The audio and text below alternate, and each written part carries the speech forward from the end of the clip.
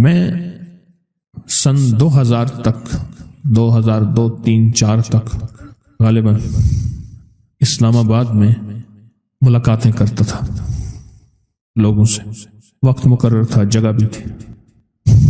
ایک صاحب وہ ہر دفعہ آتے تھے، مریض آنے کا نہیں ہے، وہ ICU میں اور گزشتہ 2.5-3 سال سے کومے میں ہے، بے ہوش ہے، نہیں آ سکتا، آپ دیکھ لیں. میں گیا تو مریض کو دیکھا تو بالکل بے ہوش پڑا ہوا ہے. بہت بڑے اپنے شعبے کے بڑے تھے وہ شخص، ملک بھر کے بڑے لوگوں میں ان کا شمار ہوتا تھا. میں نے دیکھا نا، اس سے کہنے لگے کوئی کہتا ہے جادو ہے، کوئی کہتا ہے مرض ہے. 2.5 سال سے خاتون پڑی ہے، اس کو ہوش نہیں آیا، نہ زندہ ہوتی ہے نہ مرتی ہے. اللہ کی طرف سے میرے دل میں کچھ اللہ نے چھوٹا موٹا جو اپنے علم میں سے علم کا ذرہ عطا کی ہے، اللہ کے پاس تو علم کے خزانے ہیں.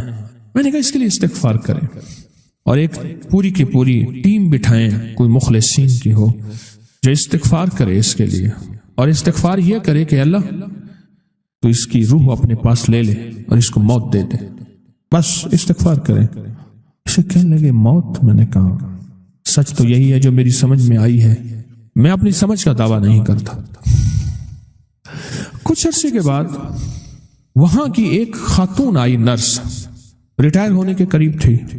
تسبیح خانے سے اس کی نسبت کہ پتہ چلا کہ حضرت آپ آئے تھے وہاں، مجھے پتہ چلا میری ڈیوٹی فلاں ٹائم کی تھی، آپ فلاں وقت میں آئے تھے، میں دن کو گیا تھا، اس کی نائٹ کی ڈیوٹی تھی، رات کی. میں نے پوچھا کیا ہے؟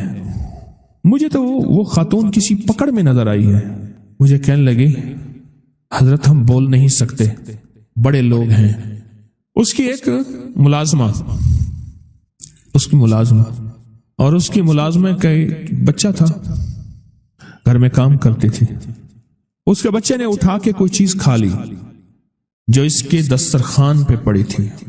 اس کو غصہ آیا، اندر گئی تو وہ چمٹا جس سے روٹیاں الٹ پلٹ کرتے ہیں گرم، وہ چمٹا اٹھا کے ملازمہ کے بچے کی زبان اس سے کھینچی. اس کی زبان جل گئی، بیچارہ چیختا رہا. ماں اسے لے گئی، معافیاں مانگتی رہی ماں.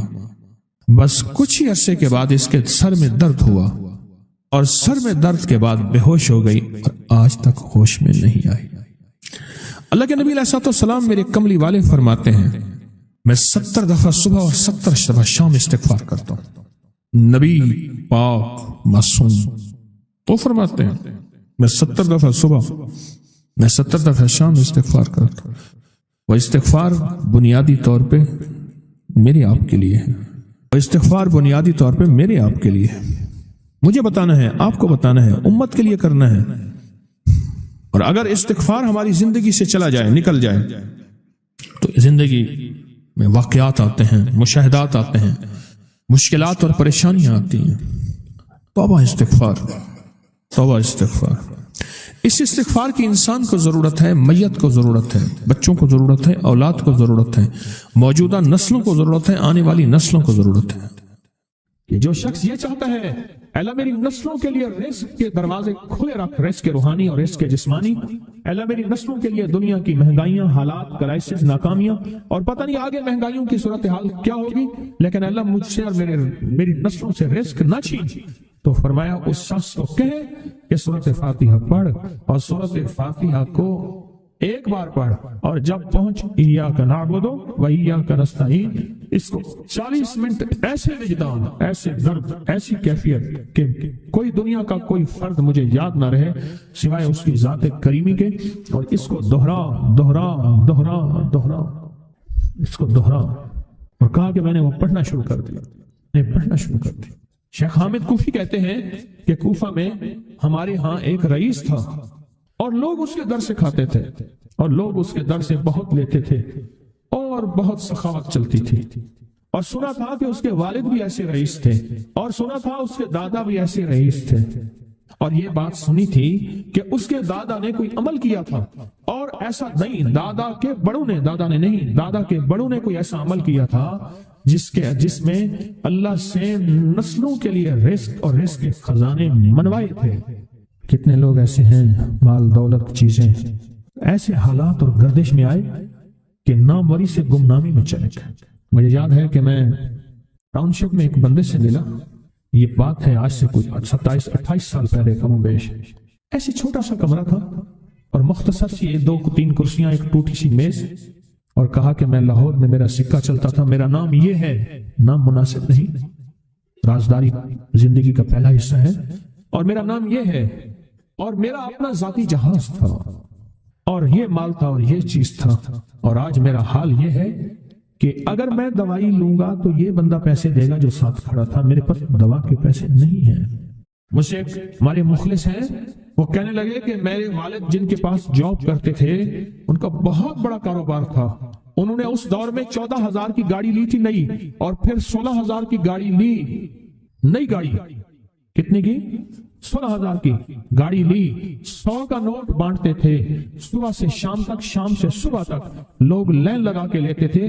اور جس دور میں 250 روپے کے 5 مرلے جگہ ملتی تھی، 250 فٹ جگہ ملتی تھی نا، 125 فٹ 125 جگہ ملتی، 5 مرلے 250 روپے کی، اور وہ بیچتے تھے. اور پھر ایک وقت ایسا آیا ہر چیز ختم ہو گئی. میرے پاس ایک ڈرائیور تھا، وہ کہنے لگا کہ میرے مالک ہیں جن کے پاس پہلے میں کام کرتا تھا، ان کے حالات آ گئے تو میں نے آپ کے پاس آپ کے ڈرائیوری کی. اگر رمضان میں کوئی بچا ہوا لنگر ہو تو انہیں بلا لوں، آپ دے دیں گے؟ تو ہم رمضان میں مجمع آتا تو کوشش کی جاتی ہے کہ ان کو کھانا تازہ کھلایا جائے. تو میں نے کہا ٹھیک ہے. کہا کہ کچھ پیسے بھی ہو جائیں. کون ہے؟ کہا کہ فلاں لاہور کا. نہیں جانتے آپ؟ ہاں جانتا ہوں، اتنی بڑی سوسائٹی ہے، بڑی مالداروں کی. کہا یہ 28 مربع جگہ انہی کی تھی، اور آج سے 40 سال پہلے انہوں نے یہ جگہ بیچی تھی، اور اتنے کروڑوں میں اتنے میں بیچی تھی. اب وہ ایک چھوٹے سے مکان میں رہتے ہیں. سب کچھ ختم ہو گیا ہے، سب کچھ ختم ہو گیا ہے، اور ان کے گھر کھانا نہیں ہوتا. اور آپ اگر کھانا دیں گے تو ان کے گھر میں 2-3 وقت اچھا گزر جائے گا. میں اپنی نسلوں کے لیے تمنگری منوا لے، اپنی نسلوں کے لیے رزق منوا لے، اپنی نسلوں کے لیے وسعت منوا لے. تو کہے کہ مال بہت ہے اور نسلوں کے کام آئے گا. مال رکھنا جائز ہے، حلال جائز ہے، لیکن یہ شرط نہیں ہے کہ وہ رہے گا یا نہیں رہے گا. یہ میری ساتھ چوک ہے، یہاں کرتبہ چوک، یہاں 2 پلازے مجھے بندے نے بتائے، اب اس کے نہیں ہیں. کہا یہ اور یہ اس بندے کا ہے، فلاں نام کے بندے کا، اور اس کا آج کچھ نہیں رہا. اب وہ جس کسائی سے گلبرگ میں ہے، یہاں لاہور میں، جس سے بہت منو گوشت آتا تھا اور بڑے بڑے رئیس دعوتیں پکتی تھی، چپ کر کے جاتا ہے اور وہ کچھ پیسے اس کی مٹھی میں ڈال دیتے ہیں اور وہ اس سے زندگی کا گزر بسر ہوتا ہے. میں یہاں لاہور میں فیروز پور روڈ پہ ایک جگہ گیا تو انہوں نے وہ جگہ پہ کھڑے ہو کے دکھایا، وہ سامنے جو بنگلہ ہے، میں نے کہا وہ تو محل ہے. کہہ رہے یہ اس بندے کا ہے، اب ایک کمرہ اس کو ہم نے دیا ہوا ہے، اور وہ بنگلہ، وہ محل، وہاں وہ کھڑکی اس طرف کی بند رکھتا ہے کہ میری نظر اس پہ نہ پڑے. وہ سب کچھ اس سے چھن گیا ہے. سنیں، یاد رکھیں، جو اللہ کے خزانوں سے ملتا ہے وہ تیری جیب سے جا نہیں سکتا. وہ دنیا کی جیبوں اور مالوں سے جو ملتا ہے وہ تیری جیب میں رہ نہیں سکتا. یہ جو عمل ہے نا، نسلوں کے لیے رزق منوانا، برکت منوانا، نسلوں کے لیے رزق منوانا، نسلوں کے لیے برکت منوانا، یہ جو عمل ہے، بس اب میں نے آپ کو عرض کیا نا کہ آپ پوچھیں کتنا دن کریں گے. میں نے کہا دل خود بولے گا، من خود بولے گا، اندر خود بولے گا. میں نے آپ کو کچھ واقعات سنائے ہیں، بڑی بڑی ہستیوں کے واقعات، بڑی بڑی ہستیوں کے واقعات. یہ اس میں سعودی عرب مکہ مکرمہ میں ایک جگہ ہے، اس کا نام خالدیہ ہے سوسائٹی. میں وہاں ایک عرب سے ملا، شیخ ابو ترکی اسے کہتے تھے. تو اردو عربی تو مجھے آتی نہیں، بس تھوڑی بہت ایسے شد بدھ ہے.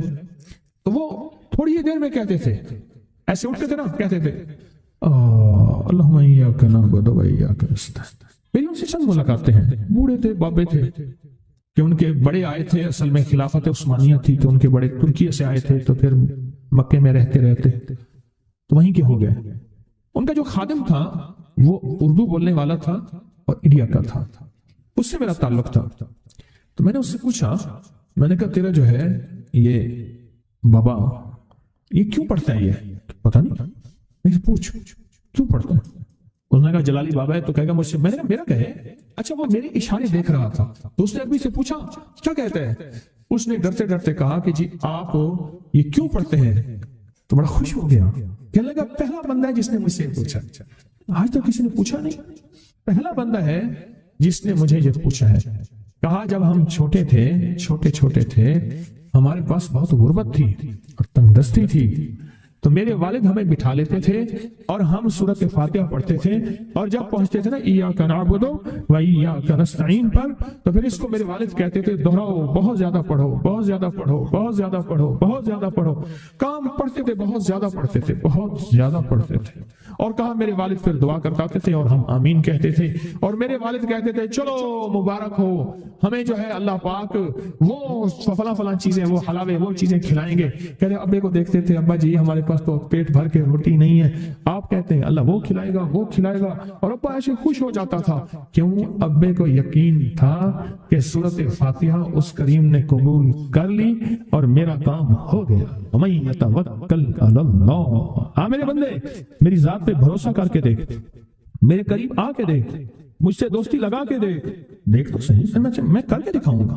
امام کی بارگاہ میں ایک شخص آیا اور کہنے لگا کہ آقا ساتوں آسمان اور ساتوں زمین مجھ سے ناراض۔ حضرت نے اس کی بات پہ توجہ فرمائی، تو کیا کہنا چاہتا ہے کہ ساتوں آسمان اور ساتوں زمین مجھ سے ناراض؟ فرمایا چاہتا کیا ہے؟ کہا آسمان سے رزق آنا ختم ہو گیا ہے اور زمین میرے لیے تنگ ہو گئی ہے، میں پریشان، میں زندگی کی الجھنوں میں ہوں۔ جس کے لیے آسمان کا رزق، راحت، عزت، برکت، وسعت، وقت، مقام آسمانوں سے آتا ہے، جس کے لیے ختم ہو جائے، اور زمین جس کے لیے تنگ ہو جائے، سوچیں اس کی زندگی کیا ہوگی۔ اس کی زندگی میں فقر ہوگا، اس کی زندگی میں فاقہ ہوگا، اس کی زندگی میں غربت ہوگی، اس کی زندگی میں تنگ دستی ہوگی، اس کی زندگی میں قرضے ہوں گے، اس کی زندگی میں بیماریاں، پھر وہ جادو، جنات، اثرات، نظر بد میں الجھا ہوا رہے گا، اور ساری زندگی اسی میں بندھا رہے گا، ساری زندگی اسی میں بندھا رہے گا۔ آسمان سے میرے لیے رزق بند ہو گیا، رحمتیں بند ہو گئیں، اور زمین میرے لیے تنگ ہو گئی ہے۔ اور کہا کہ ایک جن ہے میرے گھر میں آتا ہے، میرے گھر میں کنواں ہے، اس کنویں کی منڈیر میں بیٹھتا ہے، اور منڈیر پر بیٹھ کر وہ میرے لیے ایک جادو پڑھتا ہے۔ اس جادو کے پڑھنے سے میری کی ہر چیز پتھر بن جاتی ہے، خراب ہو جاتی ہے، برباد ہو جاتی ہے، کیڑے پڑ جاتے ہیں، اس میں گندگی ہوتی ہے، اور گھر میں نفرت ہے،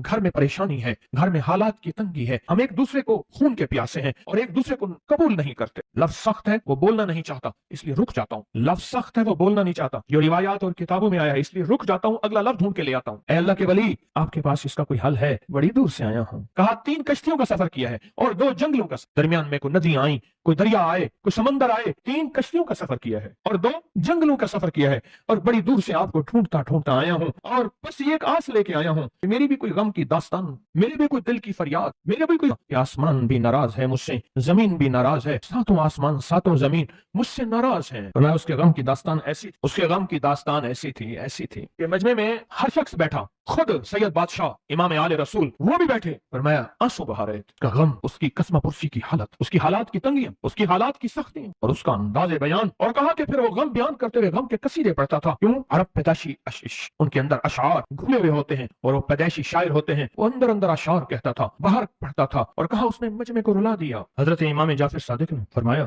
میں تمہیں اپنا منام بتاتا ہوں، منام ایک خواب سناتا ہوں، اور اس خواب میں تیری تعبیر موجود، خواب میں تیرے مسائل کا حل موجود، اس خواب میں تیری مشکلات اور الجھنوں کا حل موجود ہے، اس خواب کے اندر تیری تعبیر، الجھنوں کا حل موجود۔ اور پھر اپنا خواب سنا۔ فرمایا ایک دفعہ میرے دادا حضرت علی خواب میں تشریف لائے، فرمانے لگے محمد کا نام محمد تجھے وہ عمل نہ بتاؤں جب ساتوں آسمان تجھ پہ رحمتیں اور برکتیں برسانا چھوڑ دیں اور ساتوں زمینیں تجھ پہ نعمتیں اگلنا بھول جائیں، تجھے وہ عمل نہ بتاؤں جب ساتوں آسمانوں اور ساتوں زمینوں کی برکتیں تجھ پہ برسیں اور ساتوں آسمانوں اور ساتوں زمینوں کی نعمتیں تجھ پہ اگلیں۔ پھر فرمایا تو چاہتا ہے سمندر کے اندر دفینے اور خزانے تیرے ہو جائیں، زمین کے اندر کے دفینے اور خزانے تیرے ہو جائیں، اور لوگوں کے دلوں میں تیری محبت کے خزانے ہوں، اور لوگوں کے چہرے میں تیرے لیے بشاشت کے خزانے ہوں۔ تو چاہتا ہے؟ میں ہاں چاہتا ہوں، عطا کیجئے۔ تو فرمایا پھر میرے ساتھ پڑھ، اور فرمایا مجھے پڑھایا اور پھر پڑھایا اور یوں تکرار کرتے کرتے 7 دفعہ فرمایا۔ کتنے دفعہ؟ 7 دفعہ فرمایا، پھر پڑھایا اور پھر پڑھا کے میرے سینے پہ انہوں نے دم کر دیا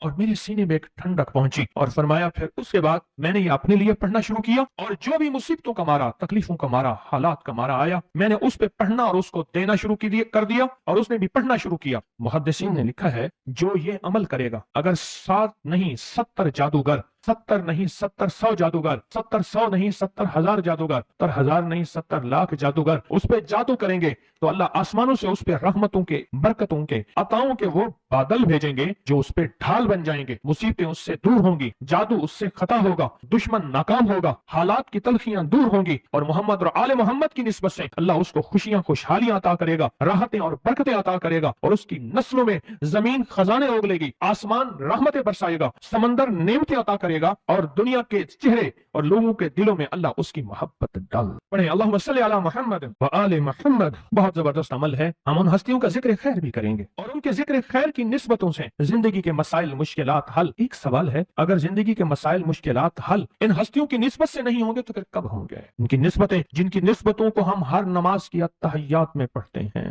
جس کو ہم درود ابراہیمی کہتے ہیں. ہم کہتے ہیں کہ یہ درود ابراہیمی وہ درود ابراہیمی ہے جو سب درودوں سے اعلیٰ بھی ہے، افضل بھی ہے، باکمال بھی ہے، بے مثال بھی ہے، اور روایات اور کتابوں سے ثابت بھی ہے اس درود پاک کے بارے میں. پر اس درود پاک کا ابتدائی حصہ کبھی سوچا ہی نہیں، اور ہم نے سمجھا کہ شاید یہ درود ہمارا نہیں کسی اور کا ہے. نہیں، کتابوں میں دونوں روایات ملتی ہیں، آل محمد بھی و اعلی آل محمد بھی. درود ابراہیمی میں دونوں روایات. اب اس عمل کو ہم بیان کرتے ہیں جس عمل کے تذکرے اور جس عمل کا ذکر خیر انہوں نے کیا اور ان لوگوں سے کروایا. اس عمل کو آج ہم بیٹھ کے اکٹھا ہو کے جمع ہو کے درد اور دل کی گہرائیوں کے ساتھ کرتے ہیں. کیا خیال ہے؟ آپ چاہتے ہیں ساتوں آسمان آپ پہ رحمت برسیں، ساتوں زمین آپ کے لیے خزانے اگلے؟ چاہتے ہیں یا نہیں چاہتے؟ چاہتے ہیں. آپ چاہتے ہیں لوگوں کے دلوں میں آپ کے لیے محبت ہو، الفت ہو، راحت ہو، اور لوگ آپ کے دل کے لیے، لوگوں میں دل میں آپ کے لیے ایک ایسا انداز ہو کہ چہرے سے محسوس ہو. اور آپ چاہتے ہیں کہ آپ کے گھر رحمتوں اور برکتوں سے اور رزق کے خزانوں سے بھر جائیں. اور آپ چاہتے ہیں کہ اگر آپ پہ جادو ہے، آپ پہ نظر بد ہے، آپ کے اوپر حاسدوں کا حسد ہے، جادو ٹوٹ جائے چاہتے ہیں، حسد ختم ہو جائے چاہتے ہیں، نظر بد ختم ہو جائے چاہتے ہیں، بے اولادیوں کی وجہ سے کوئی نظر بد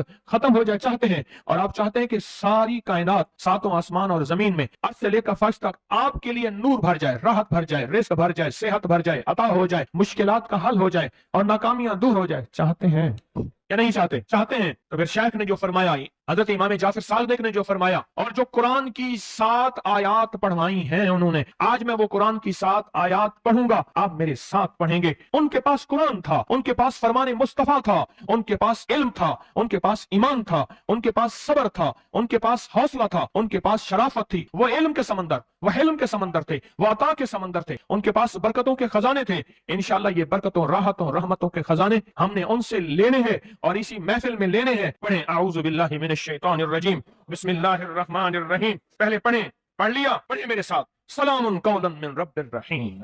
یہ اصل میں حضرت امام جعفر صادق نے قرآن میں 7 سلام ہیں. کتنے سلام ہیں؟ کتنے سلام ہیں؟ 7 سلام ہیں. اور یہ 7 آسمان ہیں اور یہ 7 زمین ہیں اور طواف کے 7 چکر ہیں